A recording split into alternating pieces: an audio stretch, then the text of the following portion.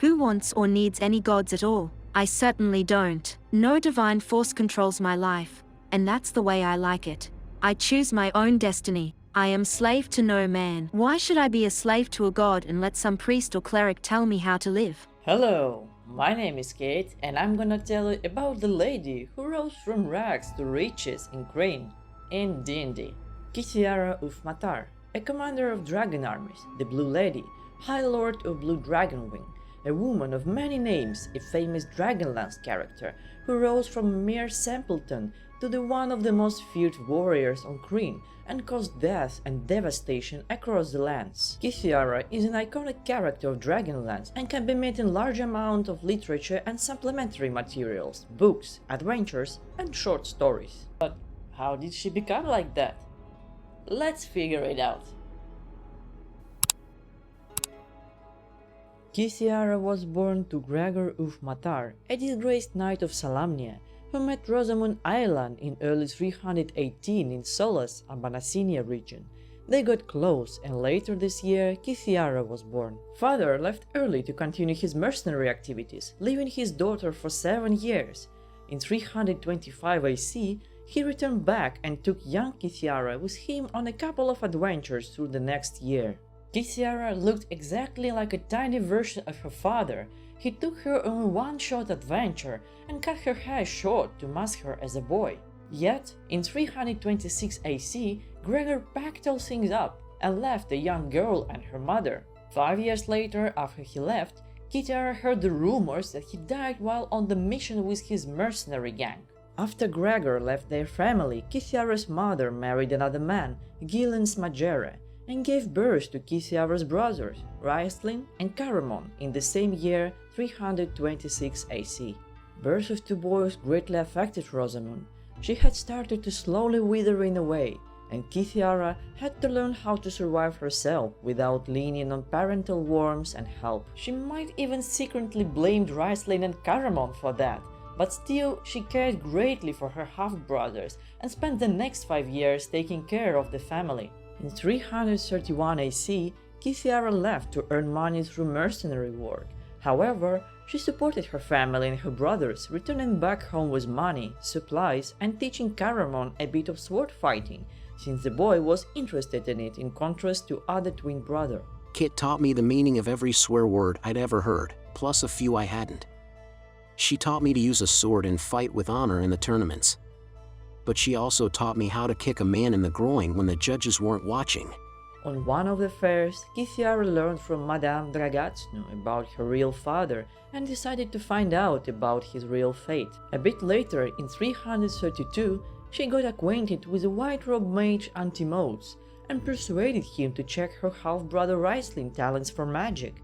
The mage was impressed and offered Raistlin to study in the academy Pool Bottom. After that, she left home and bumped into Ursa, a burglar who she met occasionally 7 years ago. He joined his band, starting her mercenary career. She joined them when she was only 13-14 years old girl. To be honest, I haven't entirely understood this moment, but I felt that she was molested by one of Ursa's companions, El Navarre. That's how it's written in Dark Heart novel by Tina Daniel. She had managed to slip out of leather breeches and was just unbuttoning her shirt when El Navarre's voice came to her in an enchanting whisper. "It will be cold tonight, Ki-T-iara," El Navarre said. "I would share my bedroll with you." She came out from around the tree half undressed. "Say what you mean," she said evenly. "Come to me," El Navarre replied. For some reason she couldn't have put into words. Kit glanced over where Ursa slept. His back was to her. She could not see that his eyes were wide open, that their expression was stony. But he lay still, apparently asleep. Without further hesitation, Ki-T-iara went to El Navarre. She joined Ursa for the robbery, but got crossed and didn't receive her share but a sword of an occasional victim.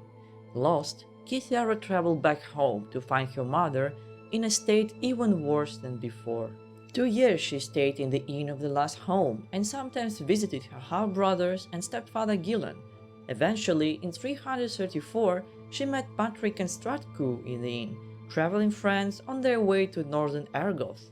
She decided to depart with them, and with short goodbyes to everyone, she left. Patrick and Ki-T-iara got close together, he promised her riches, wealth, slaves, and royal status if she sailed with him to his land. She couldn't pass on the offer to become more powerful. While traveling by the sea, the grim fate was awaiting for her fiancé. During a severe storm, the ship was attacked, and both Patrick and Stratku were killed in their sleep. In panic, Ki-T-iara looted all the valuables and jumped from the ship, as she didn't want to be associated with the murder. After running for quite a while, she settled in the village of Vakalian, where she bumped into the Ursa band again and stuck to them, who accepted her to the gang. They spent quite a while together before Ki-T-iara learned that it was bandit leader who betrayed and killed her father. Infuriated, Ki-T-iara slit his throat. Meanwhile, in 337, on the northeast of Solas, the Dragon Armies were drawn to the city of Sanction and made their base of operation. 5 dragon Highlords nominated by Takasis, Queen of Darkness, and Ariakas became the leader of them. Sometime after, Ki-T-iara returned home to check on family after travels, but couldn't stay long on one place. By 342, her brother Wrestling had been promoted to a novitiate in Pool Bottom, and was growing into considerable skilled young mage. Gillian died a short while later. After 1 month from Ki-T-iara's return, her mother Rosamond fell into trance, which she never came out, and she died from starvation. Ki-T-iara was drawn to adventures and wanted to explore the Qualinesti area. She invited her half-brothers to join, yet they refused, so she set off without them. On her travels, she was drawn away and conscripted as a mercenary commander to the army of Waldane, a local ruler of southern lands. There she met a wizard Janos, who possessed powerful magical ice jewels, which were rumored to be so powerful that obtaining one would be enough to rule all lands. Craving for power, Ki-T-iara decided to steal those. The right moment came in 343, when Waldane decided to assault the castle of his enemy, Mare family. The assault was suicidal, as Mare were better equipped and possessed more men. The mage cast a rain of fire spell, which killed lots of men from both sides, including Ki-T-iara's band. Yet, Waldane was overwhelmed, and Ki-T-iara fled, stealing the jewels with her. This day, Ki-T-iara gained a very first formidable foe. Everything was perceived as a play to Ki-T-iara. She liked to toy with everything she saw, be it a companion, monster, or lover. Feeling power and control was her thing. She was very impulsive, which she admits through the book herself. Yet adventure sources pose her as a lawful evil character, which I don't think is quite accurate. She feels more neutral evil to me. While on the run, she bumped into 8 hobgoblins. Excelled in sword fighting, she easily defeated those alone, which amused Tanis Half-Elven, a half-elf who happened to be drawn to the fight. Tanis got so amused with Ki-T-iara that both immediately decided to explore another type of art after the combat. During their journey, an ex-lover from Valdane's army came in Makid, and Lida, a handmaiden from Castle Mare, found and joined her to discover what power the jewels could give them. While traveling together, Tanis fell in love with Ki-T-iara and proposed to her. Yet, valuing freedom and independence, she refused the proposal. Later same year, she discovered that she was pregnant, though she didn't know who the father was, Tanis or Kaven. She would dispose of the child through magical means. Eventually, Waldane found Ki-T-iara and Tanis, yet they managed to defeat him and the wizard Janos in the Icefall Glacier region by activating ice jewels which melted the frozen lake, drowning enemies under, and then magically freezing it again. In 344 AC, Ki-T-iara returned back home with Tanis to Solas. They met with her half-brothers, who apparently got acquainted with Tanis' other friends, forming a famous group through the Dragonlance series called Companions, which included Wrestling, Cardamon, Ki-T-iara, Sturm, Tanis, Tass, and Flint. They had adventured together for 2 years. In 2 years, in 346, they all gathered together in the Inn of Last Home and promised to return in 5 years after searching for themselves. Ki-T-iara received an offer from the band of mercenaries from the north, and she joined Sturm Brightblade, who was traveling north as well, to his castle near Wingard Keep. They headed north to Salamnia, taking the ship High Crest, yet the ship dropped them at Ergoth. To speed up their journey, they boarded Cloudmaster, a flying gnomish ship which malfunctioned and drove them to the Red Moon Lunitary, which they adventured through in search of a way to return to Krynn. During their journey, Ki-T-iara got bored with Sturm. He irritated her with his rules, oaths, and ideals, so she decided to break him like a toy, not physically, but spiritually. She changed her tactics, and instead of quarreling and fighting him, she started to support him and fake admiration, getting into his heart and into his mind. Eventually, Sturm succumbed to her and got seduced, breaking his oath. Once they got back, Ki-T-iara parted ways with Sturm, pursuing her own goals, eventually started spying on elves as mercenary for Commander Holos from Dragon Armies, since they paid quite well. She was probably tasked to spy on Marinsard as well, who was one of the dragon Highlords ruling in Salamnia. One day, she saw an old frenemy Sturm, who finally came to the duel with Marinsard in the ruins of his Brightblade castle. Ki-T-iara helped to kill Marinsard the way Ki-T-iara would do, attacking from the shadows, shooting him in his back. Being pregnant with Sturm's child, Ki-T-iara delivered the baby at Sarah's Dunstan's place, who would become the adoptive mother. Ki-T-iara named the child Steel and left for Sanction City after she recovered from the birth.